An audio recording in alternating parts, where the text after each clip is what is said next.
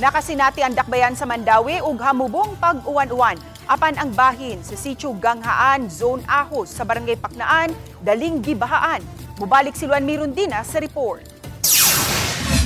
Pasado alas 9 kaganihang buntag, nakasinati gihapon ang dakbayan sa Mandawi ug pagtutaligsik. Sa Sitio Ganghaan sa Zone Ahos, Barangay Paknaan, gibahaan ang agianan paingon sa 6.5 relocation site. Sagad na nila kining masinati bisan kun hinay ang uwan.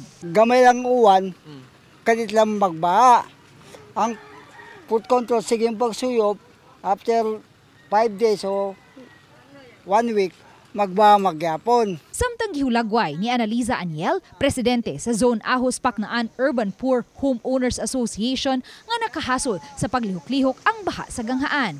Mukapin sa usa ka gatos ka mga panimay ang nagpuyo sa Sitio Ganghaan gikan sa bahaunon nga dapit sa Sitio Pagatpatan. Di na kagawas ang tubig kay tungod ni tubo naman ang yuta diri. Mo na nga kinahanglan na gyud unta na kay problema man na namo dinhi sa dapit sa Ganghaan og sa 6.5. Nagtuo si Aniel nga natabunan ang drainage nga moilutsanan unta sa nagpundo nga tubig paingon sa dakong kanal sa Paknaan maong nagpundo karon ang tubig.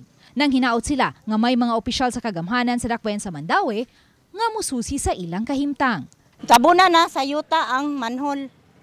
Mo na nga salamat gid ko nga naamo sir kay aron mapadangat gyud namo sa dako ang among problema dire. Samtang gipasalig ni Konsehal Jesus Arcilia, chairman sa Committee on Infrastructure sa Konseho sa Dakbayan, nga gisusi nila ang lugar aron mahimuan dayon og solusyon sa labing daling panahon.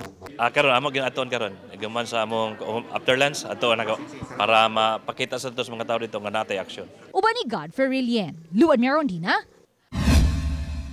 Balitang Bisdak.